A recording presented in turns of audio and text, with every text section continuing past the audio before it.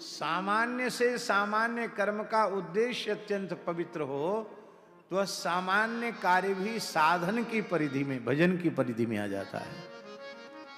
और भजन भी उसका उद्देश्य यदि अच्छा न हो तो साधन भजन भी असाधन बन जाता है। श्रीनाथ जी के श्रीअंग का पटका।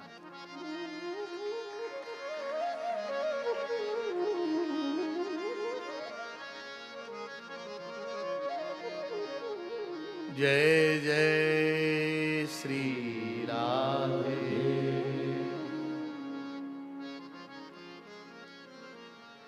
दक्ष यज्ञ का प्रयोजन है महादेव का तिरस्कार, इसलिए यज्ञ सफल नहीं हुआ। ये पूरा धर्म का प्रकरण, धर्म का पूरा रहस्य उसमें समझाया गया है।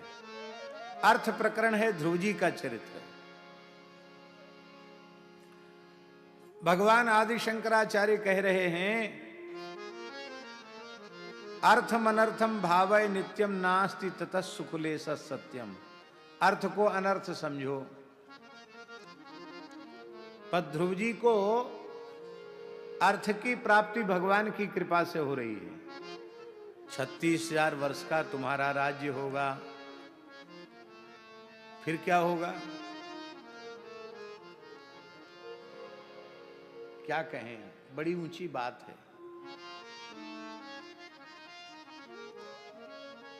व्यास जी, बहुत ध्यान देने योग्य बात है ये। महाभारत में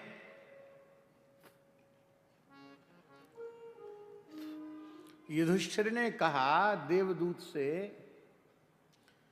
कि मैंने स्वप्न में भी धर्म विरुद्ध आचरण किया हो ऐसा मेरी स्मृति में नहीं है। ये सामान्य बात नहीं है।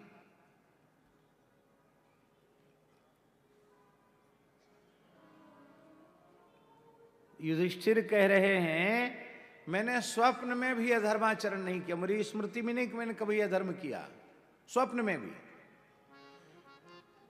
फिर ये नरक का दृश्य तो पापियों को देखना पड़ता है, मुझे नरक का दृश्य क्यों देखना पड़ रहा है? तो हाँ, वो नरोवा कुंजरा वाली बात तो सबको पता है। जो बात लोगों को जानकारी में कम है अथवा जिस पर लोगों का ध्यान नहीं जाता है, वो बात हम इंगित कर रहे हैं। देवदूत ने कहा, महाराज जी, देवदूत ने कहा कि जो राज सिंहासन पर बैठ गया उसको नरक में फेरी लगानी ही पड़ती है, ये नियम है। राजगद्दी पर बैठने वाले को नरक जाना पड़ता है, इसलिए आपको लाया गया। क्यों? राजा कितना भी सावधान क्यों न हो, कोई न कोई अधर्म तो उसके द्वारा हो जाए। क्यों? सर्वज्ञ परमात्मा तो वह नहीं।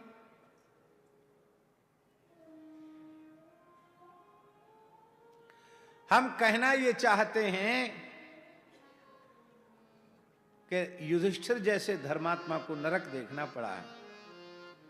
और आप किसी भी पुराण में ध्रुव चरित्र उठाकर देख लो, ध्रुव जी को नरक देखना पड़ा हो तो। क्यों? पैतृक अधिकार, पैतृक राज्य प्राप्त करना हमारा धर्म है। और अपने अधिकार के लिए पांडव भगवान की प्रेरणा से लड़े। उनको अपने भगवान की कृपा तो है ही है, पर उनको पुरुषार्थ से मिला है चक्रवर्ती सम्राट का पद।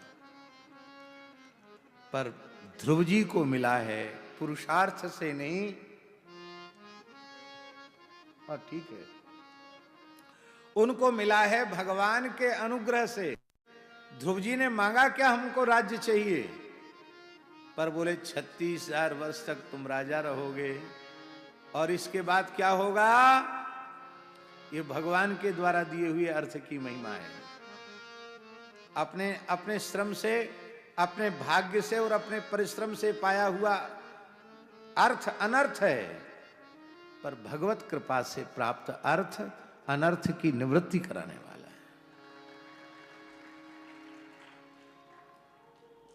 36,000 वर्ष राज्य करने के बाद क्या होगा? ततो गंतासि मत्स्थानम सर्वलोक नमस्कृतम उपरिष्टादृशिभ्यस्त्वं यतो नावर्तते गतः।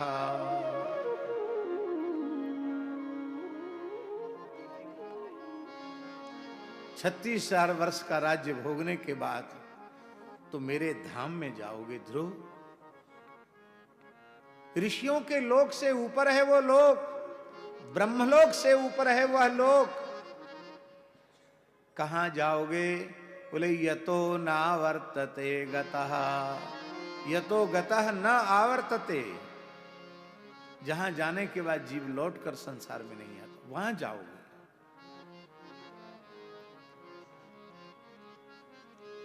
विभीषण को जो अर्थ मिला है वो अपने पुरुषार्थ से मिला है, भाग्य से मिला नहीं।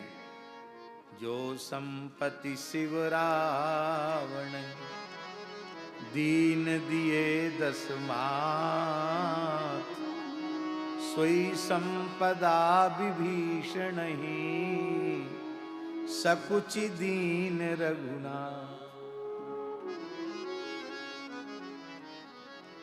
और देने के बाद क्या कहा? करहु कल्प भरी राज तुम। किसी की हिम्मत नहीं जो तुमको छेड़ सके। करहु कल्प भरी राज तुम, मोहि सुमेरेहु मन आहि। आगे क्या होगा?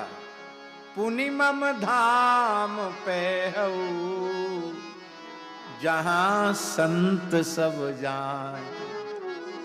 इसके बाद तुम्हें मेरे नित्य धाम की प्राप्ति होगी। इसलिए ध्रुव चरित्र अर्थ रूपी वैष्णव का अर्थ क्या है, इसका निरूपण है ध्रुव चरित्र। और पृथु चरित्र क्या है? ये काम पुरुषार्थ का निरूपण है। समस्त कामनाओं को गोरूप धारणी पृथ्वी के दोहन से प्राप्त किया जा रहा है। समस्त कामनाओं की पूर्ति गाय से हो रही है, गाय ही कामधेनु है। ये गो महात्म्य है पृथु चरित्र महाराज जी। हम लोगों ने अपने दिमाग में एक बात घुसा रखी है कि स्वर्ग में एक गैया है, उसका नाम कामधेनु है, जो समुद्र मंथन से प्रगटी। हमारे घर में जो गाय है वो कामधेनु नहीं, ऐसा नहीं है। कामधेनु की बछिया, कामधेनु के वंश में जो पैदा होंगे वो कामधेनु ही होंगे। इसलिए प्रत्येक गाय कामधेनु है। पर श्रद्धा और विश्वास की कमी के कारण, गाय के प्रति पशु बुद्धि होने के कारण हमें उसके लाभ की प्रत्यक्ष अनुभूति नहीं होती है। पूज्य संत श्री गोपालाचार्य जी कहते थे, प्रत्येक तुलसी का पौधा कल्प वृक्ष है, पर श्रद्धा विश्वास की कमी के कारण कल्प वृक्ष वाला लाभ नहीं मिलता। प्रत्येक ब्राह्मण, प्रत्येक संत भगवत स्वरूप है, पर मनुष्य बुद्धि होने के कारण लाभ नहीं मिलता। गुरु में मनुष्य बुद्धि होने के कारण लाभ नहीं मिलता, ब्राह्मण में, संत में मनुष्य बुद्धि होने के कारण लाभ नहीं मिलता। प्रत्येक शालिग्राम शिला, प्रत्येक नर्मदेश्वर शिला वो साक्षात भगवान ही हैं, चिंतामणि हैं, पर हम उनमें पाषाण का दर्शन करते हैं। इसलिए हमें उनकी सेवा करने के बाद भी हमारी इच्छाएं पूर्ण नहीं होती हैं। और मोक्ष रूपी पुरुषार्थ का निरूपण क्या है? श्री प्राचीन वरही का उपाख्यान, जिसमें नारद जी ने पुरंजनोपाख्यान का उपदेश किया, ये मोक्ष का निरूपक है। और मोक्ष का निरूपण क्या है स्वामी जी? मोक्ष का निरूपण, पुरंजन की कथा किसी दूसरे की कथा थोड़ी, अपनी ही कथा है। खुद की कथा समझ में आ जाए तो पता चल जाएगा कि चक्कर में फंसने का कारण क्या है। कारण की निवृत्ति से कार्य की निवृत्ति, कारणाभावे कार्याभावा, है ना? कारणाभावे कार्याभावा, कारण नहीं रहेगा तो कार्य अपने आप चला जाएगा। तो आपने अपनी भूल पुरंजनोपाख्यान के माध्यम से समझ में आ जाती है। और जब अपने भूल की निवृत्ति हो जाती है तो काम बन जाता है। इसी को पूज्य गुरुदेव श्री पहाड़ी बाबा महाराज ज्ञान गुदरी की एक पंक्ति के रूप में उद्धृत करते थे, आपने भी सुना होगा। वो कहते थे, आदि पुरुष जब किया विचारा, आदि पुरुष जब किया विचारा, आदि पुरुष जब किया विचारा, आदि पुरुष जब किया विचारा, 184 भागा जारा, 184 भागा जारा।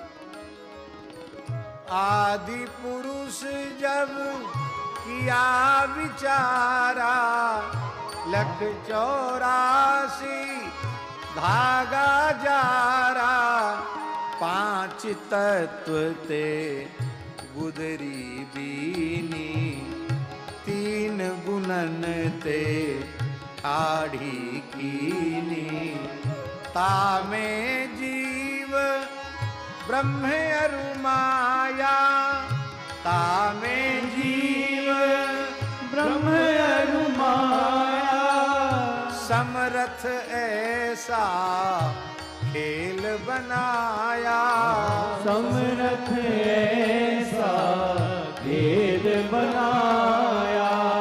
बोले ये सब क्यों विचार कर रहे हो? जिन गुदरी का किया विचारा, जिन गुदरी का किया विचारा, तिनको मिल गया सिरजनहारा, तिनको मिल गया सिरजनहारा। आदि पुरुष जब किया विचारा, आदि पुरुष जब किया विचारा, 184 भागा जारा, 184 भागा जारा। यही है सरल रूप पुरंजनोपाख्यान का। पंचम स्कंध में भगवान के विराट स्वरूप का पाताल से लेके सुषुमार चक्र पर्यंत, ब्रह्मलोक पर्यंत भगवान के विराट रूप का वर्णन है। नरक भी भगवान के श्रीअंग से बाहर नहीं है, वो भी इस ब्रह्मांड में ही हैं। 28 प्रकार के नरकों का निरूपण, और उनसे बचने के लिए नाम के आश्रय नहीं, नामाभास से भी नरक की यातना की निवृत्ति हो जाती है।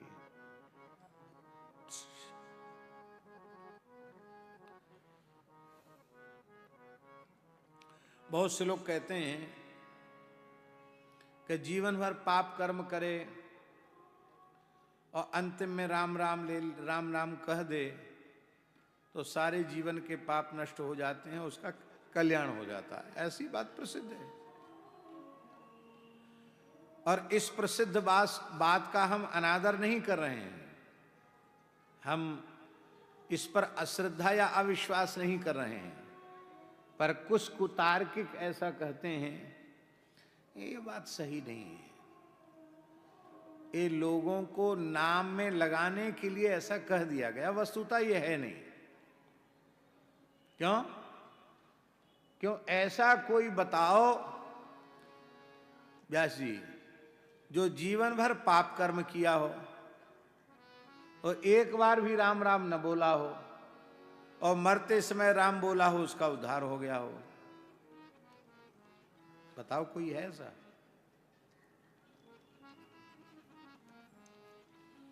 है। रावण देख लो, पूरा जीवन चरित्र रावण का स्वामी जी देखिए, वो राम बोलते ही नहीं। मिल तपसिनते भयउ लवारा, जब बोलने का अवसर आता है तो तपसी कह के संबोधित करता है। चलो राम जी से विरोध होगा, लक्ष्मण जी का तो नाम ले सकता था, वो लक्ष्मण जी का नाम लेने में भी परहेज करता है। लघु तापस कर बाग बिलासा, जब चिट्ठी गई ना, सुख सारण ने चिट्ठी दी, अरे बोले छोटा तपस्वी, उसका ये बाग विलास है, ये कुछ नहीं है। एक बार भी पूरा चरित्र उठा के देख लो, कभी राम नहीं बोला वो। कहीं लक्ष्मण का नाम लेने से भी काम ना बन जाए, डर के मारे लक्ष्मण भी नहीं बोला। बड़ा तपस्वी राम जी को, छोटा तपस्वी लक्ष्मण को। केवल एक बार बोला मरते समय, कहाँ राम रण हतों पचारी, कहाँ राम रण हतों पचारी। और मुक्त हो गया कि नहीं हो गया?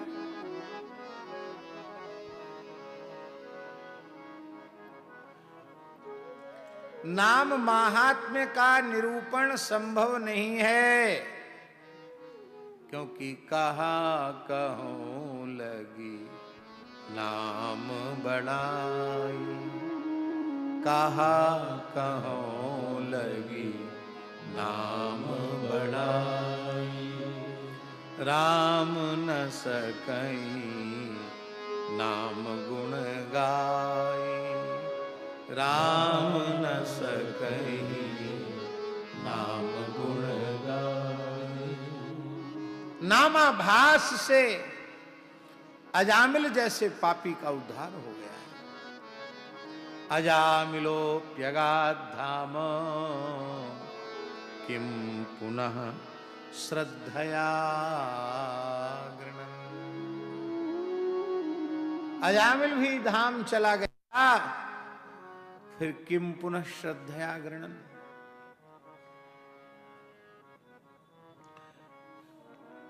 बहुत से लोग कहते हैं स्वामी जी कि आपके कहने से हमने राम राम तो शुरू कर दिया, पर क्या करें, राम राम में मन नहीं लगता है। तो बिना मन लगे राम राम करेंगे तो भी कल्याण हो जाएगा। हो जाएगा। उदाहरण दें, उदाहरण दें। व्यास जी को वृंदावन जाना है। व्यास जी ट्रेन में बैठ गए, रेल में बैठ गए जोधपुर से मथुरा, और बीच में मन तो मन है, पता नहीं कब खराब हो जाए, मन बिगड़ गया, मन बिल्कुल नहीं लग रहा है, पर टिकट लेके बैठ गए। मथुरा पहुंचोगे कि नहीं पहुंचोगे? बिना मन लगे भी मुकाम पर गाड़ी पहुंचा देगी। ऐसा तो नहीं कि बीच में ये एक्सप्रेस कह दे चलो हटो, उतरो, बीच में से उतरो। क्यों? तुम्हारा मन ही नहीं लग रहा हमारी सीट पर, हमारे डिब्बा में बैठने में तुम्हारा मन, उतरो यहां से। वो उतारेगी तो नहीं, पहुंचा देगी।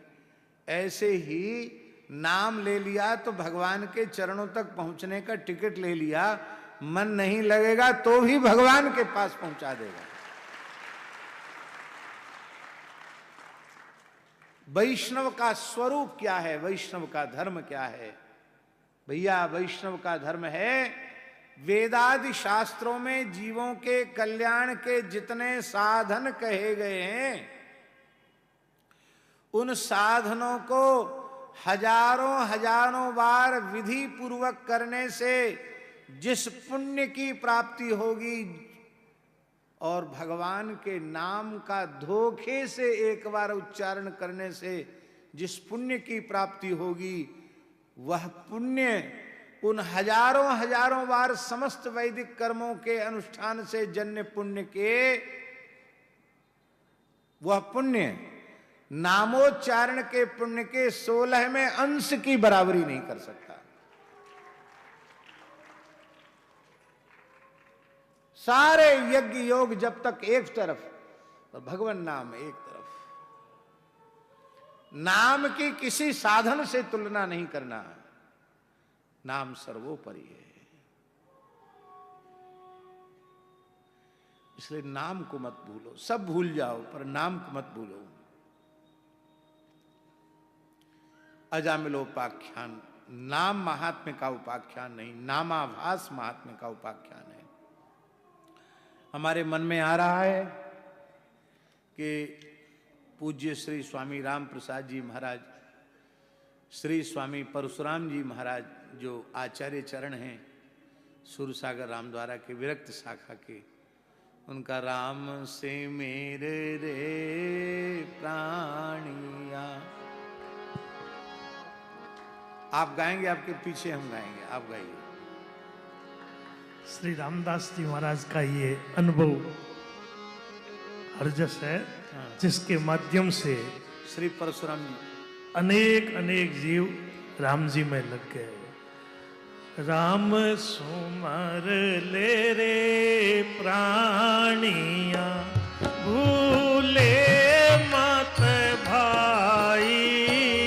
राम सुमर रे प्राणिया, भूले भाई। मिरण छूटे न जम आरे जाई। सुमिरन में छूटे नहीं, यम हारे जाई। राम सुमर ले रे प्राणिया, राम सुमर रे प्राणिया।